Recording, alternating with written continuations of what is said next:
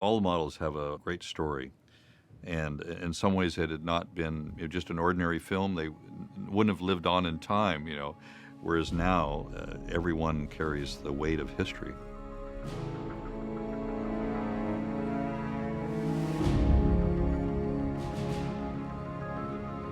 We haven't done this at ILM in close to 15 years. And I thought, this all sounds great, but I think the odds of this happening are pretty slim. And then it did.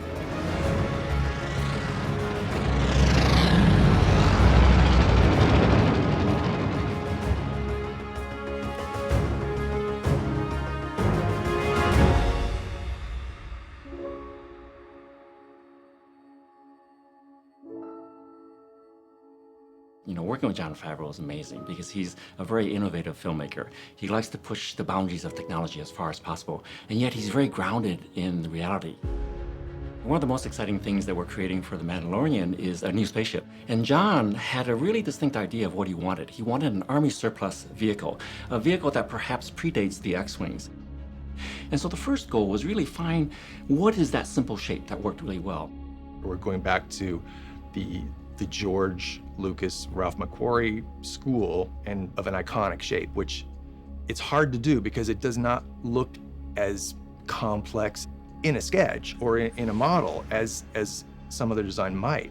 One of Jon's favorite aircrafts is the A-10 Warthog, and I really like that aircraft because it's very distinct with these two giant engines on the rear end. And so we took that as the starting guideline, and the idea was that this was going to be a very early spaceship, and so we wanted to lean towards sort of World War II aesthetics. Just looking at it for the first time, you'll probably remember how to draw it. I used a lot of inspiration from military-style aircrafts. We've really beefed up the engine size. We wanted to make sure that this thing looked very intimidating and very strong. We looked at a lot of derelict aircraft, airport graveyards and stuff like that. They wanted it to be kind of a shiny aluminum warplane look. We had all these environments, and it was very difficult to make something so shiny look good in all these different environments. When I started at ILM in 1989, we were in our heyday of motion control and miniatures. And so I was really excited about the idea that we could actually do a miniature shoot. Jon and I talked a little further and said, well, maybe we should explore the idea of building something a little bit bigger, so not only are we getting the gross shape, but we could understand how the landing gear worked. And then Jon threw out the idea, well, why don't we just build a miniature big enough that we could actually shoot it for the show? I learned from Guillermo del Toro, if you build a miniature, you get to have it in your house. Or a prop. I told you. Yes. That's why we do the MoCo. Kind of was. And so when we were talking, we're like, what about just having a reference Razor Crest for some of the lighting? And it was at that point that I decided to call John Knoll and a few other people at ILM just to kind of throw the idea out there and just find out how feasible in this day and age it is and how useful we thought it was. You're trying to strike the right balance between scale, having enough detail in the model to have it hold up close enough to camera, but to be able to make the shots dynamic enough that we could get far enough away from it at the far end of the track travel to get sufficient speed and range. It looked like around between 18 inches and 24 inches was a good sort of sweet spot. In exploring the idea, we had Landis throwing his hand up and saying, I'll 3D print the model, and all it required was extra effort on his part to chop the Razor Crest up into smaller and smaller components. In doing that, we effectively kept the whole thing in-house. Like many things, you always have this romantic idea of how this whole thing's gonna go when you first kick it off and everybody spreads from the huddle. The reality of it is, we had back-to-back printers running for about 2 weeks straight, and we would make mock-ups that he could test different processes on. John Goodson and I go way back. He's been model shop supervisor on a number of projects that I've souped. So he's natural to get involved in this project. We were able to get him to come in to build the Razor Crest and plan out the shoot. I think the biggest concern with doing the miniature was because we have such a good digital Razor Crest asset as well, making sure that we can create something that works across the entire show. Typically, 3D printed parts look like this. So this is the actual part that would be used, which is the rear door of the Mandalorian ship. But there's all the support structure that's attached to it. You can see this piece, how it's oriented. The build lines are parallel to the ground plane. And if you were to take this and use it as is and put aluminum over it, every single one of those little tiny lines will telegraph through on the aluminum because it's reflective. The next phase of this is to take 40 to 50 pieces that are about this size and put these things together into the ship.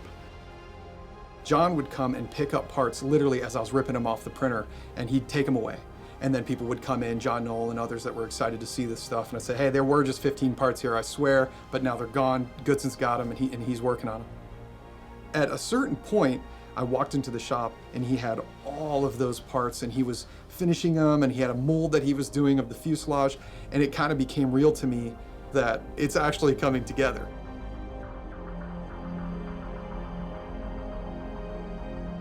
Once this was assembled, the mold was created with a part line right along the wing edge here that went all the way to the back. And that gave me a natural top and bottom for the pieces. A lot of what we were trying to do is channel, the ILM spirit back from the founding days, where there was a lot of constructing of equipment for just the purpose of executing a handful of shots. George had this idea of a used universe. I remember the idea came down from him. And he didn't want anything too slick or too well painted, or it also needed to look aged. And that was one of the guiding principles for our models. When I first started at ILM back in 1981, it was a very different time in movies where problem solving very often came down to the model shop. Like wanting to do some sort of specific effect. We didn't have computer graphics at the time, and it was usually through camera tricks and miniatures. Some of the aesthetics of what shots looked like back in the early days of motion control came from some of the physical limits of the rigs that were available. And this is one of the things that's different about computer graphics versus miniature photography. Here, you are limited by having to have a mount point. So shot design often will be dictated by how you can mount the model. So I worked out the whole design of the camera rig in 3D, and then once we had that together, it would be useful to get that rigged and get it to Hal so that as he was designing shots, he was limiting his motion to things that we knew could be executed. John really wanted to get at exactly what it is that makes the space shots look the way they do in the original trilogy, and it's a really unique blend of things. And I could plan those things out in the CG environment, plan the camera move and the ship rotations, and then also figure out what the starfield was going to do behind it as a separate pass. There were a number of shots that had a design where it was coming towards us and then we panned with it as it went away, and the ship always has a little bit of roll in it. And if you think about it, there is no way to do that kind of move with a simple two-axis mover.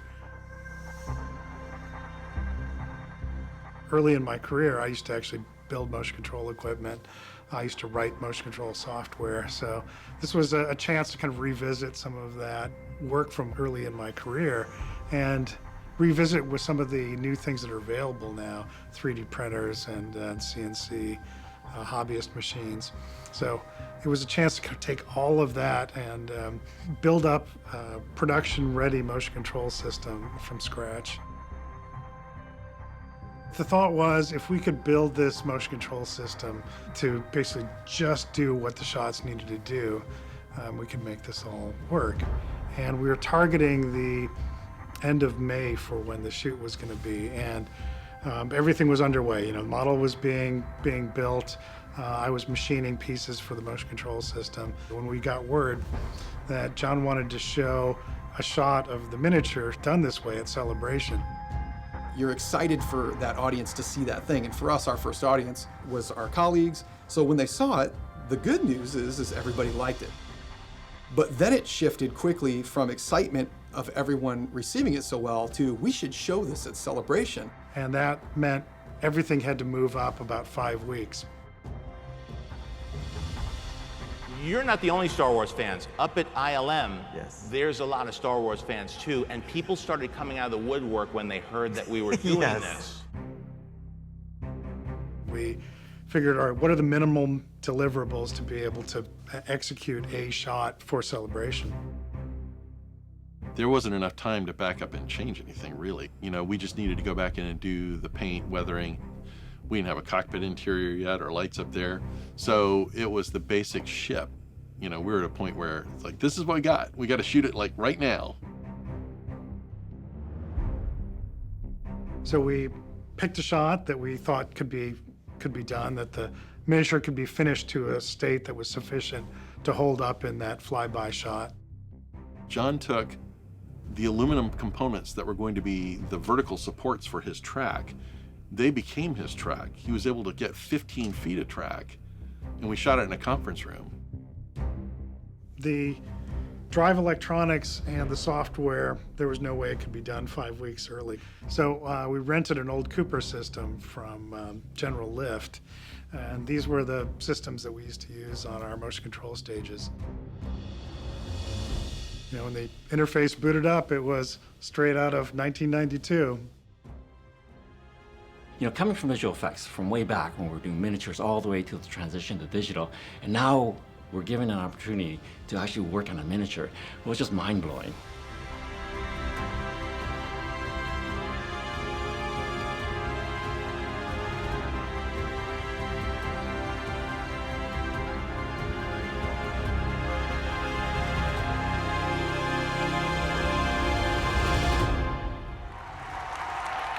Isn't that cool?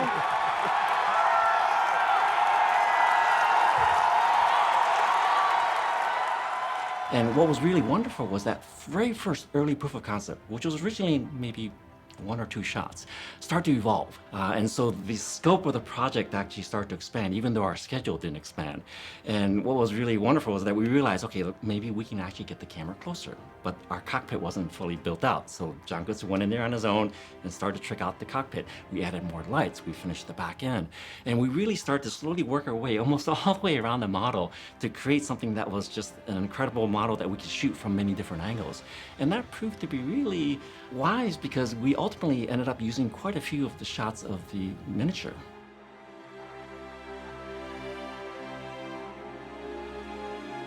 When the day of the shoot arrived, everything was up and running, and it was running sufficiently to be able to do the shots. We have a 2-foot model of the Razor Crest from Mandalorian, and motion control system. We're going to be shooting about 15, 16 elements of it for Series 1.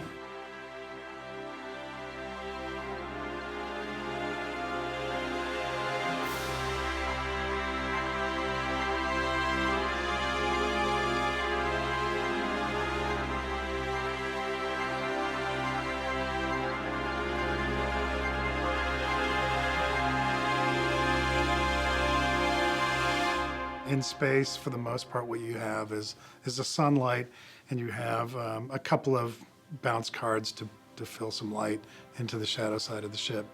And that's pretty simple to do on stage. We had 2 shots that got added to the list that were in atmosphere, so daytime exterior flying through the sky. And those are very difficult to do on a soundstage.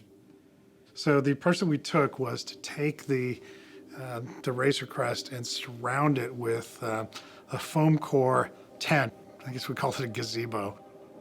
And we used cinema projectors to project imagery, desert and sky imagery, up onto the gazebo so that the ship was completely surrounded by imagery that was the right color and the right gradients. And that gave us an environmental reflection on the ship, much like the kind we do in computer graphics. I think what was more interesting was just how enthusiastic everybody was here.